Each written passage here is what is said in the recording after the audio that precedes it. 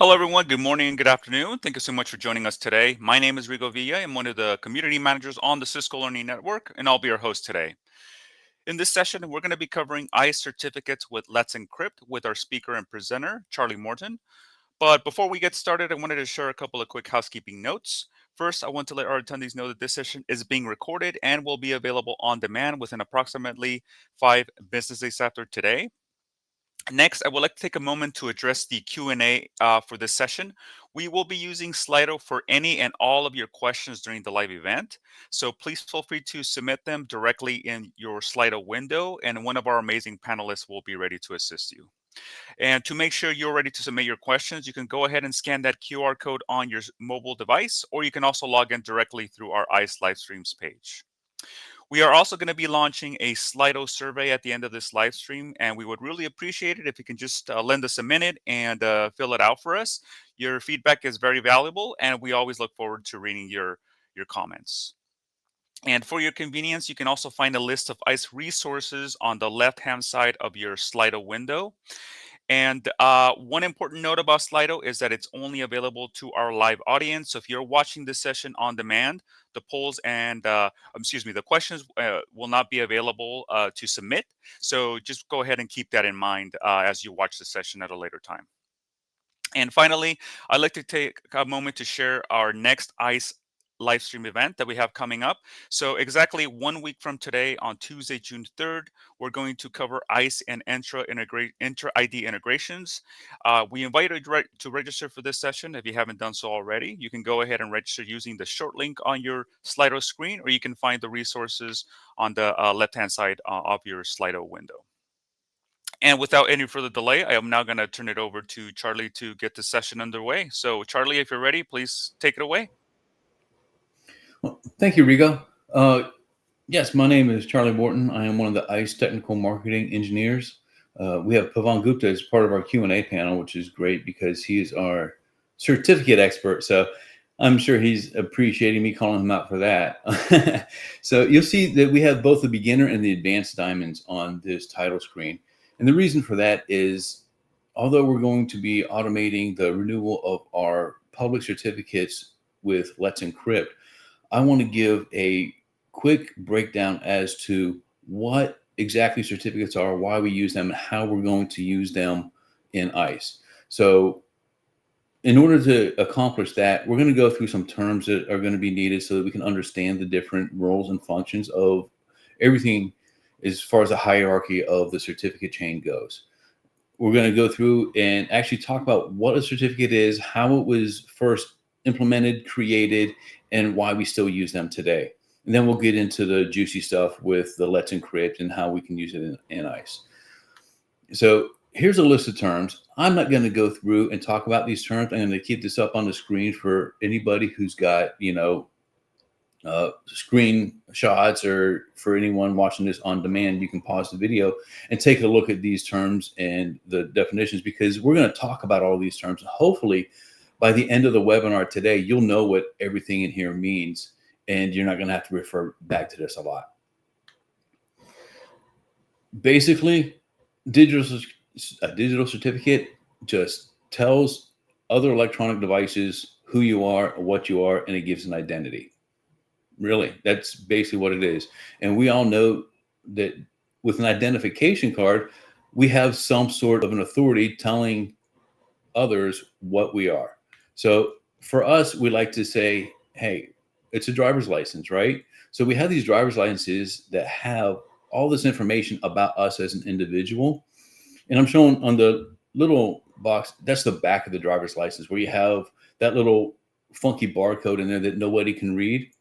So the way that we kind of describe this in certificate world is that you have all the same type of information, different names, and in different places. But if you take that jumbled up barcode, that's going to be what we have as our public key, and that's kind of an encrypted base 64 value. And then the extensions, that's going to be how we're allowed to use the certificate. You know how you have the exclusions on the back of your driver's license that say you have to have your reading glasses, you can only operate regular on-road vehicle, you don't have a commercial license, well, your extensions is kind of the same way for a digital certificate.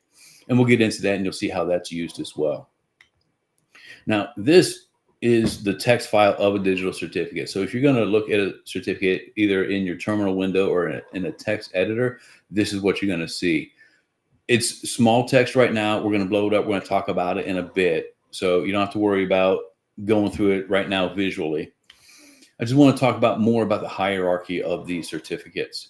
So if we take a look, this is our identification that we were shown earlier. So that's us as a subscriber. Now the subscriber is the entity that is requesting a certificate, whether it's a user or a device. All right. So we're going to request that certificate, and that the certificate request is going to go to a root certificate authority. Now, if we keep the analogy of the driver's license or the identification that is issued by a government entity, then your root certificate authority is like the federal government, the government of the country in which you reside. In our case, it would be a passport, right? That allows you to travel to other countries uninhibited, and you can share that identity that's been vetted federally at the highest level so that you can do that. Now, we also have the intermediate certificates. And if you think about that as the government issued IDs, that's going to be your state or locality issued driver's license or other identification. So that allows us to travel around in that country unencumbered, but we can't take that and travel around to other countries without having that passport. Then ultimately that gives us our little card that we carry in our wallet as our driver's license. So if you think about your digital certificates the same way you do a driver's license, this is kind of how they're going to be issued in the hierarchy that's involved in them. The certificates that we use for websites, for authentication, all of that are X.509 certificates, and specifically they're the version 3 of those certificates. And to understand how they're used, we need to understand the data structure and some of the encryption formats that are being used for these certificates and how they're used in the communication between me and a server or my laptop and a server for authentication. So there's a lot of text throughout this whole webinar because there's a lot of information to give. Certificates can be very complicated. I'm going to try to simplify everything for you. The first point, though, is very important. Certificates were first standardized in 1988. Okay. That's almost 40 years ago, 3 years away from 40 years ago. So it's a very old technology that we've been using. And it was first used and made as an effort by telecommunications companies. If you see that third point, it was supposed to be a global telephone book. This is supposed to take care of the yellow pages, the white pages that we used to have. Half of you guys don't even know what I'm talking about, right? Because they used to print out directories of everybody's name, address, and phone number in these large books and put them out there. Well, they were trying to do that digitally so that we could have an electronic record of that so that everybody could know who everybody was. It never happened. It was not something that should have happened. I'm glad it didn't happen. I don't need all that information about me easily findable. So if you've ever looked at the certificate and you wondered why we have different places for, state, locality, country, or all the different location-based information, well, the reason is because it wasn't designed for anything except the phone book. So those little parts of it still remain. Matter of fact, if you take a look at the distinguished name of a certificate, you can see where we have these different locality informations embedded into the subject name of our certificate. Now, I also added the X500 attribute type here. These are the attributes that you would use if you're using like APIs to call for a certificate or to import a certificate into different servers if you're doing raw certificate importations. Now, X509 builds on the ASN.1. We talked about the ASN.1 in the little certificate agenda, and that's the abstract syntax notation. That's what we're using to be able to define what we're defining. If you see underneath the attribute types, we have the object IDs for all these attributes. And object ID 2.5 is directory services, right? So we're in the directory services ASN to provide a certificate. Again, it harkens back to the phone book that we were trying to build. Now, let's go back to our certificate and all the text that I had on the side. We're going to blow this up a little bit. And this way you can see where all the information is part of the certificate. We've got our serial number, who issued it, right? We want to know who gave us the certificate. And if you see here, it was issued by Let's Encrypt, and their signing authority was E5. We'll talk about that later. That's an intermediate certificate authority. The validity is, every certificate has a born on date and an expiration date, and that's just where your validity comes in. Our public key, that was the part that was the base 64 encrypted on our little driver's license card. Then our X509V3 extensions. If you remember those are going to tell you what we can and cannot use the certificate for. Now, we talked about the city, state, and organization, the locality-based attributes for these certificates. They're optional. Matter of fact, best practices now state that we don't even use them. We don't need them. We don't need them taking up space or different bytes within the certificate file size. They're not relied upon for anything that we're doing, so we just don't use them. And if we go back and look at these extensions, you can see there's a lot of lines here. The most important one is the extended key usage. What are we actually using this for? And this is a web certificate. You can see this is for a web server on the internet. Web server authentication and web client authentication is what this is used for. It also says that this is not a certificate authority certificate. This is just for a web server. It's not going to be signing certificates. It won't be issuing certificates to other entities. Then down below that, you see a subject alternative name. Instead of using the distinguished names, we're using the subject alternative name more and more, because as you can see, we can have more than one name in the subject alternative name. We can have one certificate and apply that one certificate to multiple servers just using the DNS names that are listed in the subject alternative name. The only requirement for the subject alternative name, the SAN as we call it, is that you have to have at least one for every certificate. You can have as many as you want. There is no actual limit, but you have to have at least one.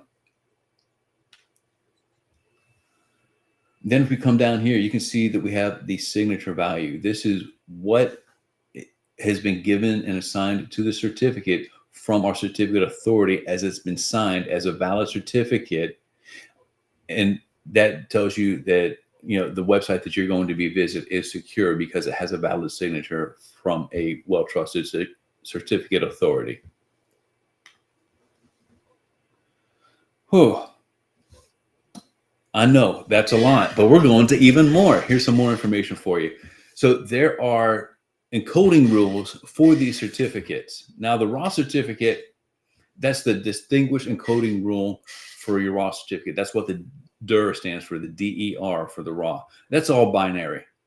So that's ones, zeros. We all know binary when we see it. We can't all read it, especially when it's a lot of it in a format such as this. So we take that and we wrap that into a privacy enhancement. What that is, it takes that binary format and encodes it in base 64, and it gives you your header and your footer for begin and end certificate. All right. So that's your certificate right there, just that base 64 encoded. And to secure your certificate, you have a public key. Now the public key, it follows the public key cryptography standard, so PKCS. And we'll talk about PKCS more in a minute. And that's also base 64 encoded with a header and a footer. So you take both of those, your privacy enhanced mail, your PEM, and your PKCS file, and that's how you get a secure certificate. Now, let's talk about PKCS a little bit more. Now, we talked about public keys, we talked about private keys, although it was quickly. We're going to talk about them a little bit more. Now, the RSA Labs actually came up with it. That's why you see that little RSA logo on the top. They came up with the algorithm that defines what a public and private key are and how they interact with each other.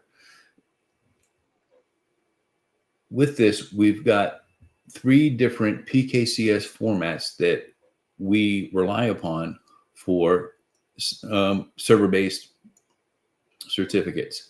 If you've ever started a web server and you had to upload your PKCS or your PKI or your server certificate to it, it's going to ask you for a specific format in which you need to upload that certificate.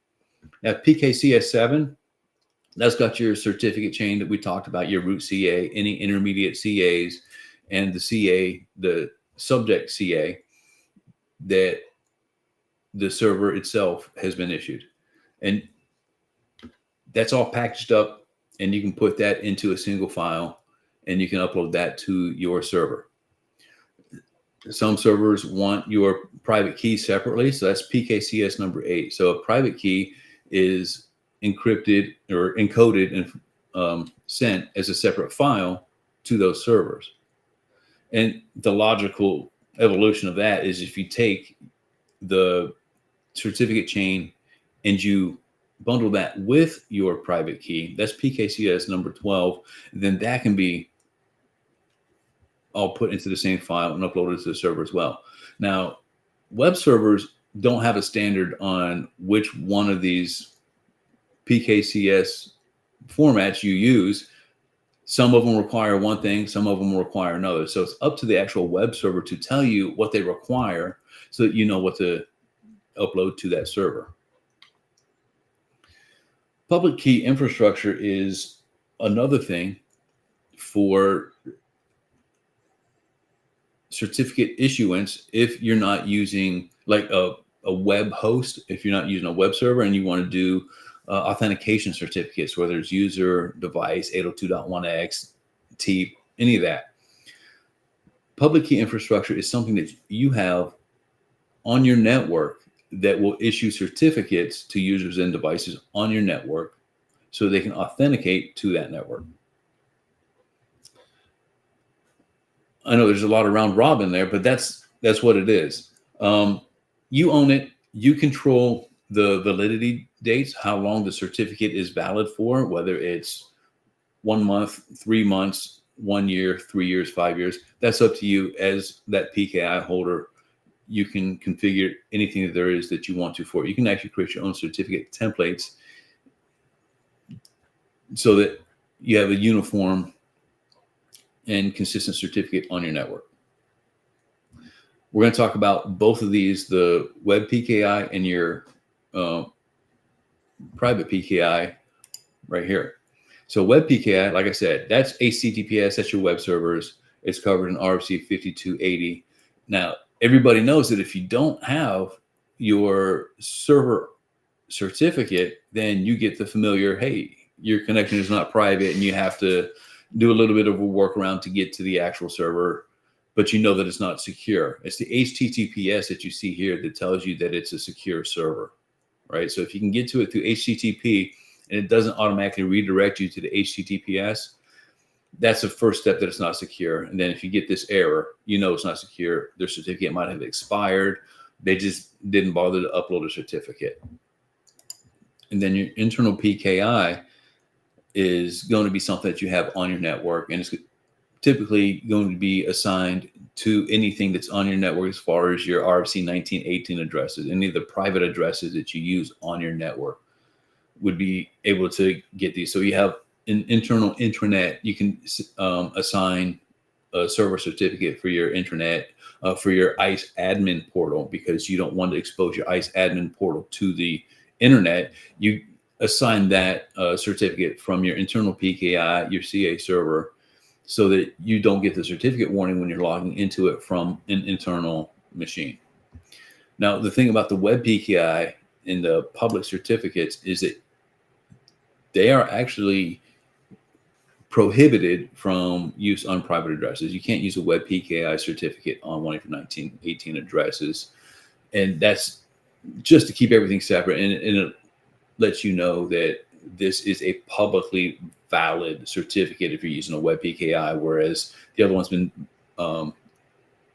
had its validity checked by your internal certificate authority, which means it's only valid within that network. It's not valid on any other network. So that's the difference here. Then you see, I have public PKI in here, and I put that on here because I know questions are going to come about the public PKI.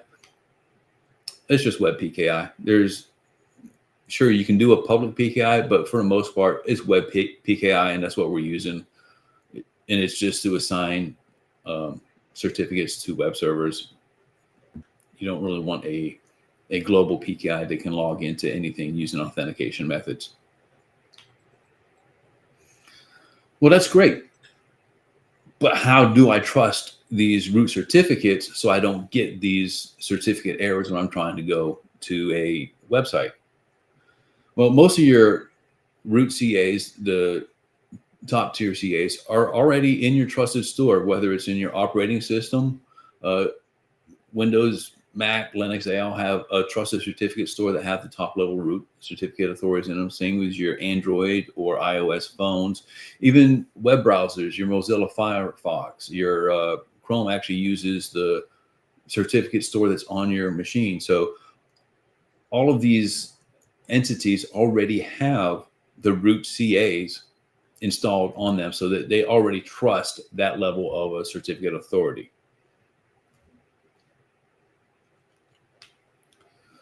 So how do I get to be trusted? Well, that's where we're talking about a certificate signing request, which means I want a certificate authority to sign my request, whether it's a public CA or my internal PKI. I want them to say, yes, I've checked the validity of this identity and it is correct, and it is now a secure communications. So the CSR contains a public key that's automatically created by the entity that's creating the request, the name and the signature. You send that to the certificate authority and it says, all right, now I have to validate this. And how does that happen? Well, that happens because it does some external validation to ensure that you are who you say you are. I can go and I can say, hi, I'm Charlie all day long. But then I can go and talk to Rigo, he's our host, and he hasn't met me before, right? So I can say, no, I'm Mike. You have to trust that I'm Mike because I just told you I'm Mike. Well, how does he know that? And it's obviously not true. So external validation, he would ask our Q&A panelist, Pavan, hey, is that really Mike? Say, no, that's Charlie. Don't trust him whatsoever. He's a crazy guy. So we need to do the same thing with certificates. And there are 3 ways of doing it. The domain validation is one way of doing that. And we'll talk about that a little bit because that's what Let's Encrypt uses. It's also one of the easier validations, which makes it the most widely used, right? Organization validation is, hey, this is the name of my business. This is where I am. Please trust who I am. And sure, that can be a validation point. It's not consistent. You can send different types of information. It doesn't have to be the same. It doesn't have to be formatted the same way. So although it's used, it's not used as much as the domain validation because it's not as true and actual proof that you are who you say that you are. Now, the extended validation is like the organizational validation, but it goes deep into it. So those who need very secure certificates will follow this route. They're going to do a public record search. They're going to do attestations, which means they're going to send someone a piece of paper that says you have to attest to the fact that this company owns this and you are this. And you have to actually sign that with an ink pen and send it back for them to get that. So it's a written legal record at that point. And that can take a few days or even weeks to get back. So a lot of times that's just not used unless you have a very secure certificate that you need to get for one of your servers. The other thing, we've said it already, but certificates do expire, right? And they should. Every certificate has that validity date that we talked about. So you have a not before date, That's your issue date, and a not after date. So that's the date of expiration. And you want to make sure that you do a certificate renewal. You get a new certificate to replace this one before its expiration date, so you don't get that not a trusted server or cannot access the server error in your browser. And the way that we're going to be talking about that is through the use of ACME. Now, ACME is the technology that Let's Encrypt uses. There's a draft IETF RFC out there that Let's Encrypt co-wrote. Cisco is also one of the co-writers, but as Cisco does, we're a little bit slow in implementing it in all of our technologies and products. So we can use automation with ACME to automatically renew our certificates. Again, it says we don't use email verification anymore. We use the domain verification. What that means is ACME will tell us when we go and register for the certificate, it's going to say, you need to place this TXT record on your domain server, so on your DNS server, so that I can read that and see if that TXT record does exist. I know that you did that because it has to be manually entered. Then I know that you are a valid entity and I can issue the certificate. The reason that this is important is because April 14th, just over a month ago, it was announced that your certificate lifetime dates are being severely reduced. We have 1 year until we're reduced to 200 days, right? Less than a year, actually. What that means is you no longer have a 1 year certificate. You know, people are enjoying their 3 and 5 year certificates, but they're going to be reduced to less than a year now. It's just over 6 months. It's about 7 months here. Then the year after that, we're going to reduce it even more to 100 days. So just over 3 months before you need to renew your certificates. But by 2029, 47 days. Okay. That's a big deal. That's a month and a half. That's a lot of administrative overhead. It's a lot of time that you could be doing something far more important than just renewing certificates all the time. Because how many people only have one server that needs certificates? You got throughout your whole infrastructure, throughout your whole network, you have all these servers. They're going to have their certificates renewed.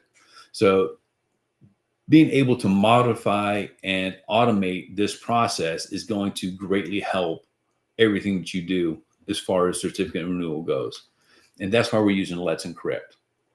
It's free. You get public certificates for free. It's automated, open source. Heck, it's a nonprofit agency. They take donations to be able to keep going. So yeah, that's a pretty big deal. ISRG root, that's the root certificate authority. If you look in your trusted store on the computer that you're on now, you have this root CA already installed in your computer. So you already trust it. So you don't have to worry about going to any Let's Encrypt certified sites and getting the certificate error. Let's Encrypt certificates are only valid for 90 days. So by using Let's Encrypt certificates, you've already reached the milestone of 2027 of 100 days or less, right? So use the Let's Encrypt certificates and you have to revalidate every 90 days. Although you can change that, you can do it for lesser times as well. So just changing your scripts or your cron jobs to 45 days would put you in line with the 2029 referendum. You can also use wildcard certificates using ACME. ACME V2 uses it, which a lot of times that's the default when you're using different utilities to be able to get your certificates from Let's Encrypt. So how do I use this in ICE? Well, the short answer is you don't. All right, let me explain what I mean. This is an issue of semantics. You don't use it in ICE. We do not have this technology built into ICE at this point. It's something that we're looking at and maybe in the future, but it's not in 3.4. It's not in 3.5. Okay. I'll just get that out of the way right now. How do you use it with ICE? Well, that's easy. We use CertBot to go and we grab the certificates from Let's Encrypt.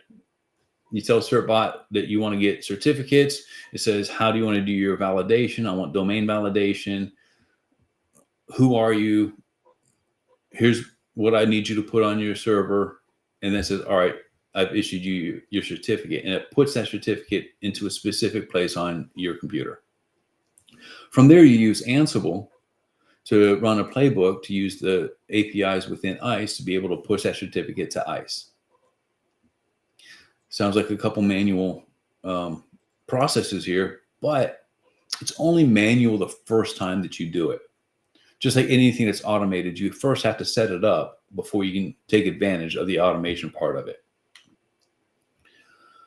With the automated renewals within the CertBot or within the Ansible, you just set up a cron job, right? Cron tab is the command that you would use. And if you use cron-e, it's going to open up the configuration file. Now, the format for the configuration file is shown here: the minute, the hour, the day of month, month of day. So you put everything within that format. As you see, the entries that I put in here is the minute is 30. So 30 minutes after the hour of 00. So 12:30 in the morning on the first day of every month, because the stars mean every. So every month, every day of the week, it doesn't matter which month or what day of the week, the first day of every month at 12:30 in the morning, I'm going to run the renewal process. And then half an hour after that, at 1 o'clock in the morning, I'm going to run the playbook that says, take the certificate that I just renewed and upload that to ISE. Okay. So let's go ahead and do a demo on this. I am foolish enough to do a live demo. All right. So here we are. This is my ISE primary policy admin node. Now I'm getting my certificate error. And if I click advanced and then tell it to proceed, then it will say, all right, you're safe. I don't want to do that here because I want to show that my sponsor portal, I'm going to refresh that real quick. It was a fast refresh. And then my guest portal as well, right? So if we go here, you can see I'm getting these same errors on both my sponsor and my guest portals because I don't have anything but the self-signed certs on these portals. Now I'm going to first get out of here. All right. The first thing that we have to do is install the certificate authorities that are part of the certificate chain for the Let's Encrypt software. All right. So we're going to import the Let's Encrypt root certificates on the ISE primary policy admin node. I'll show you the playbook when we're done here because there's a stupid way that you have to import these certificates into ISE. It's detailed in the Open API documentation, and I'll show you exactly what that means and how to use that within a playbook as well. So now that the certificate authorities are there, we're going to install the certificates. So let's get rid of the root here, just do the certificates.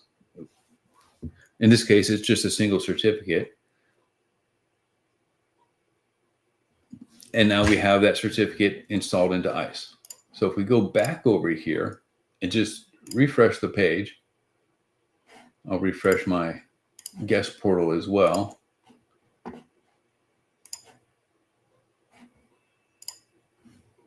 Well, anyone who's ever done this knows that live demos is where it's at, right? There we go. It's still not doing it.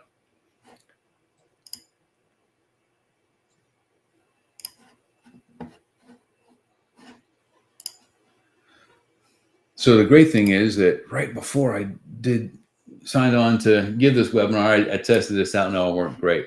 But let's go ahead and take a look inside ISE real quick so that we can see that the certificates have been updated. Oh, just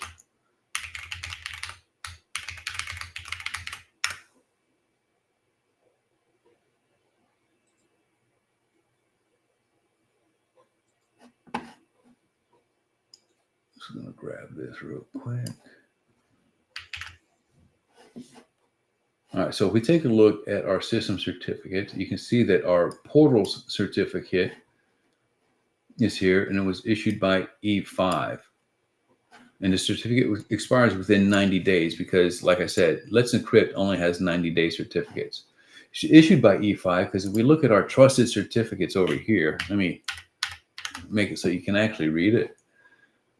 We have our Let's Encrypt root certificate, and that was issued by E5 as its root authority. If we look at E5 here, that was issued by the ISRG root certificate. So that's our hierarchy here. We have Let's Encrypt to E5 to ISRG root. And that's why the certificate that we have for our portals was signed by E5. So we go back over here to our, let's try our guest portal again.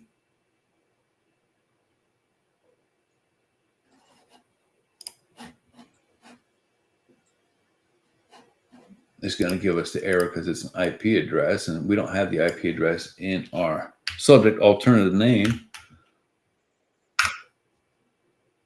There you go.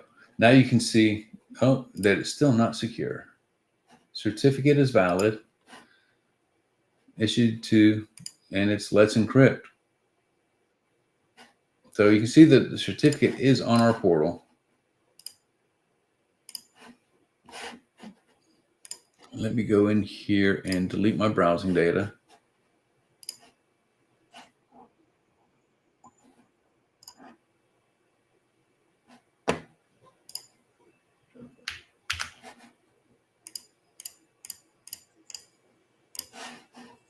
Kill those off. Make sure I delete everything.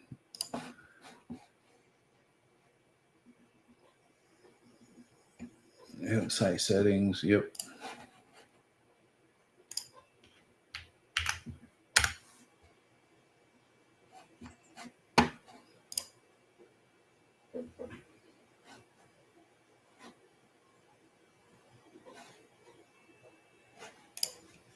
Well, there we go. We're still showing not secure, but our certificate is there because, hey, live demos, right? Yay. So while this is in its nice state of limbo, let's take a look real quick to see what we have to do to actually get these certificates into the format that we need for ISE. If you see here,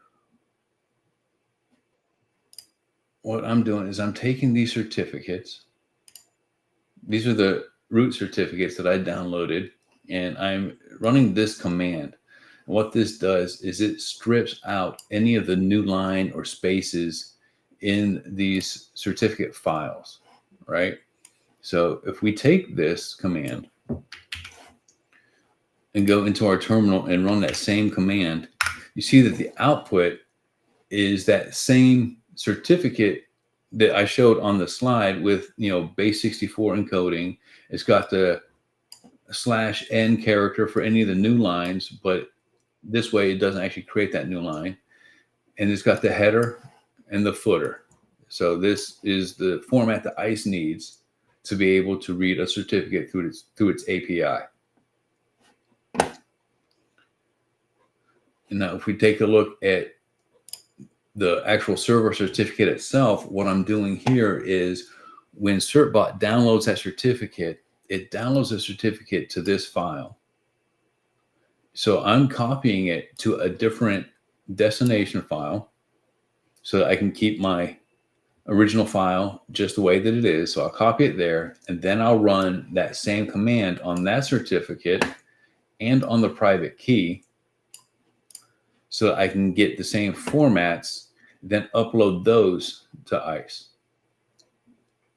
That way, whenever I get a new certificate that comes in, it just overwrites where I copy it to, and then I can do the same thing. And every time that this runs, it'll overwrite that certificate file. It'll run this command and it'll upload it to ISE.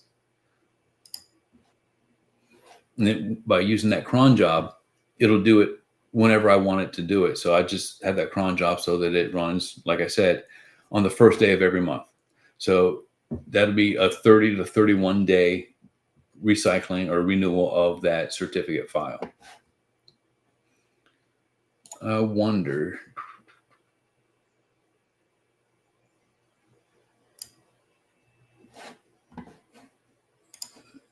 No, I can't tell you why it's doing that, and I'm sorry that it is. But hey, that's what we get for doing a live demo, right? So apologize for that, but we're going to move on. We do have a survey after this webinar. I know that it's not a full 1 hour webinar, but I think we covered all the top information that we wanted to. But I did want to make sure that you guys got these resources as well. These are really good resources that I use to help build what I showed here. A couple really good write-ups on our ISE community that you can read as well. And then, of course, plenty of other webinars, resources, community information that you can look at. Iceberg is one that hopefully everybody already knows about. If you don't, go check it out. I think you're going to love that as well. That's where we compile all of the different configurations guides we have for any technology that either touches or integrates with ISE. And I was just wondering, Rigo, do we have any open questions from the Q&A? Yeah, thank you so much, Charlie. So I'm having a look at our Q&A panel here, and I don't see any outstanding questions from our audience at this time. But if you do have any questions for Charlie, this is your opportunity to go ahead and submit them. We'll go ahead and take any questions that come in within the next minute or so. But let's see here. We did have something that just came in, Charlie. I don't know if it might be in relation to the demo. So it could be that you are not in the local network or the certificate not yet in the list of trusted certificates. Even CA is trusted. It looks like not a question, but a comment there from one of our audience members. Yeah. So that's likely what it is. I think that the Ansible probably used the local address, and I'm trying to hit the public address. So I've got to troubleshoot that a little bit more, and I'll get it working. And I'll put the playbook files and everything up onto my GitHub as well. Awesome. Thank you so much. I do have two questions that came in, Charlie, for you here. So the first one is, will the Let's Encrypt function be implemented into the ISE itself so that no external update utility is needed? At some point, they're actually already working on that. I don't know when it's going to be or how long it's going to take for them to implement it. Got it. Thank you so much. For this user here, so maybe I missed it, but where did you get the Ansible playbooks you showed? Can you access them somewhere? I created them. So yeah, I'm going to put them up on my GitHub, which is, github.com/IceDemoLab. Awesome. Thank you so much. And final question that I see here is, any automation for certificates? It's a bit vague. Okay. No worries. We'll go ahead and going to skip that one for now. But if our audience member can go ahead and if he has any further clarification or can add to that, that would be appreciated. Other than that, Charlie, it looks like we've addressed all of the remaining questions that we had. So I think if it's okay with you, we can go ahead and wrap it up for today. All right. Sounds great. Thank you, Rigo. Thank you, everybody, for attending. All right. Well, once again, Charlie, just want to thank you for speaking about this topic with our audience. I hope that everyone found great value in the information and resources that were shared here today. I would also like to extend a very big thank you to our panelist, Pavan, for lending a hand with the questions throughout the event. We really appreciate it. And for our attendees, if you do have any additional questions or would like to continue the conversation about today's topic, we do encourage you to participate in our online post-webinar discussion. The link to that post is available on our Slido screen on the left-hand side, where you can access a handful of the additional ICE resources as well. And another reminder that we have launched a short survey in Slido, and we would really appreciate it if you can just lend us a minute of your time to complete it and let us know how you like today's presentation. We always look forward to receiving your valuable feedback. And for those interested in revisiting this session, we will have the recording available for on-demand viewing within approximately 5 business days after today. And one last quick reminder that we'll be hosting our next session next week on Tuesday, June 3rd. And the topic we're going to be covering is ICE and Entra ID integrations. To register, you can use that QR code link under your Slido resources on the left-hand side, or you can go ahead and scan the QR code on your screen to join us for next week's session. Thanks again to our presenter, Charlie, to our panelists, and to all of our attendees for joining us here live. I hope that you enjoy the rest of your day. Thank you so much.